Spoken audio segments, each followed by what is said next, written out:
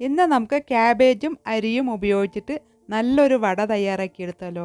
ഇത് ഉണ്ടാക്കാനായിട്ട് വളരെ എളുപ്പമാണ്. നമ്മുടെ വീട്ടിലുള്ള കുറഞ്ഞ ചേരുവകൾ മാത്രം മതിയാവും ഈ ഒരു വട തയ്യാറാക്കാനായിട്ട്. നമുക്കത് കണ്ടു നോക്കിയാലോ.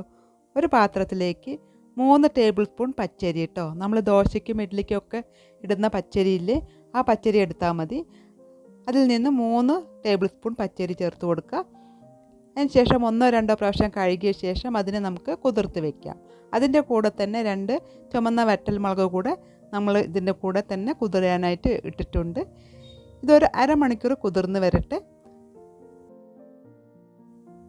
അരമണിക്കൂറിന് ശേഷം അതിലേക്ക് 1/2 ടീസ്പൂൺ പെരുംജീരകം, പിന്നെ ചെറിയൊരു കഷ്ണം പട്ട, അതും കൂടി ഇതിലേക്ക് ചേർത്ത് കൊടുത്തിട്ട് മിക്സിയുടെ ചെറിയ ജാറിലേക്ക് ചേർത്തിട്ട് നല്ല പേസ്റ്റ് രൂപത്തിലൊന്ന് ഇതിനെ അരച്ചെടുത്തിട്ട് കൊണ്ടുവരാം. കണ്ടില്ലേ, ഈ ഒരു പരുവത്തിൽ അരച്ചെടുക്കാം. നല്ല ഫ്രഷ് ആയിട്ടുള്ള ക്യാബേജ് എടുക്കുക. അതിനെ കത്തി ഉപയോഗിച്ചിട്ട് 2 തുണ്ടായിട്ട് അങ്ങ് വെട്ടിയെടുക്കുക. അതിലൊരു പാതി ക്യാബേജ് എടുത്തിട്ട് നല്ല നീളത്തിൽ ഇതുപോലെ അങ്ങ് ചറപറാന്നങ്ങ് അരിഞ്ഞെടുക്കുക.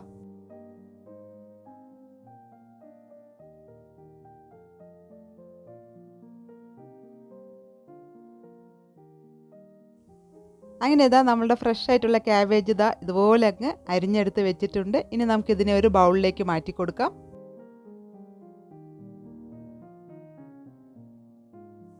ഇനി നമ്മൾ നേരത്തെ അരച്ച് വെച്ച അരിയും മസാലയും കൂടി നമുക്കിതിലേക്ക് അങ്ങ് ചേർത്ത് കൊടുക്കാം.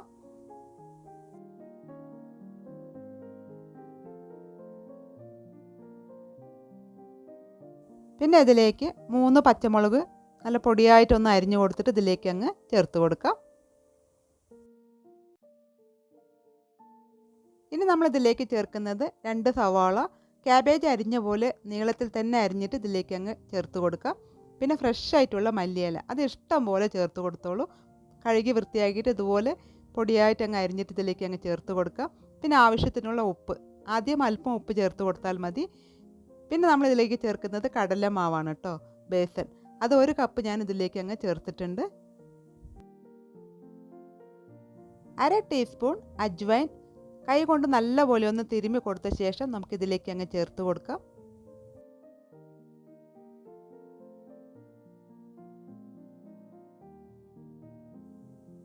പിന്നെ കായത്തിൻ്റെ പൊടി അതും ഒരു 1/2 ടീസ്പൂൺ നമുക്ക് ചേർക്കാം. 2 നുള്ള് സോഡ, ബേക്കിംഗ് സോഡയില്ലേ, അതും നമുക്കിതിലേക്ക് അങ്ങ് ഇട്ട് കൊടുക്കാം. പിന്നെ കളറിന് വേണ്ടിയിട്ട് 1 ടീസ്പൂൺ കാശ്മീരി മുളക് പൊടി ഞാൻ ചേർത്തിട്ടുണ്ട്. പിന്നെ നല്ല ചൂടായിട്ടുള്ള ഓയിൽ അതും ഒരു 2 ടേബിൾ സ്പൂൺ നമുക്കിതിലേക്ക് അങ്ങ് ഒഴിച്ച് കൊടുത്തിട്ട് നന്നായിട്ടൊന്ന് ഇളക്കി കൊടുക്കുക. ആദ്യം എണ്ണയൊക്കെ ഒഴിച്ചത് കാരണം അല്പം ചൂടുണ്ടാവും, അപ്പോൾ കയ്യിൽ കൊണ്ട് തന്നെ ഇതുപോലെ ഇളക്കി കൊടുക്കുക. അതിന് ശേഷം നമുക്ക് കൈ ഉപയോഗിച്ചിട്ട് നന്നായിട്ടൊന്ന് ഞരടി കുഴച്ച് നമ്മൾ പൊക്കോടിക്കൊക്കെ ഉണ്ടാക്കുന്ന അതേ രീതിയിൽ ഇതിനെ ഒന്ന് കുഴച്ചെടുക്കാം. നമ്മൾ ചേർത്ത് കൊടുത്ത ക്യാബേജിൽ നിന്നും സവാളയിൽ നിന്നൊക്കെ വെള്ളം വരും. എന്നാലും അല്പം കൂടി വെള്ളം തളിച്ചിട്ട് നമുക്ക് നന്നായിട്ടൊന്ന് കയ്യിലേക്ക് നല്ല മയം വരുന്ന പോലെ ഒന്ന് യോജിപ്പിച്ച് കൊടുക്കാം. അപ്പോഴാണ് നമുക്ക് വടൻ്റെ ഷേപ്പായിട്ട് നമുക്കതിനെ എണ്ണയിലിട്ട് പൊരിച്ചെടുക്കാനായിട്ട് കിട്ടത്തുള്ളൂ.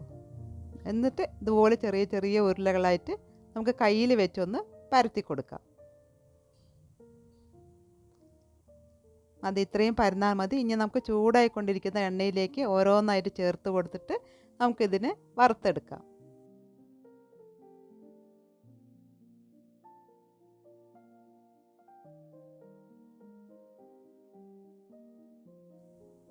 അഞ്ച് മിനിറ്റ് കഴിഞ്ഞ ശേഷം നമുക്കിതിനെ പതുക്കെ ഒന്ന് തിരിച്ചിട്ട് കൊടുക്കാം.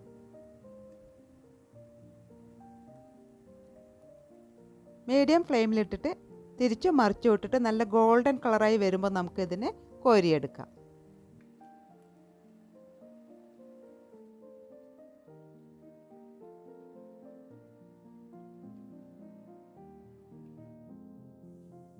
അങ്ങനെ ഇതാ നമ്മുടെ ക്രിസ്പി ആയിട്ടുള്ള ക്യാബേജ് വട അവിടെ തയ്യാറായിട്ടുണ്ട്. ചായൻ്റെ ഒപ്പമൊക്കെ കഴിക്കാൻ നല്ല ടേസ്റ്റാണ് കേട്ടോ.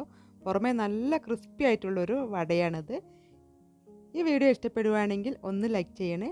അടുത്ത പുതിയൊരു വീഡിയോ ആയിട്ട് ഞാൻ വീണ്ടും വരാം. Thank you.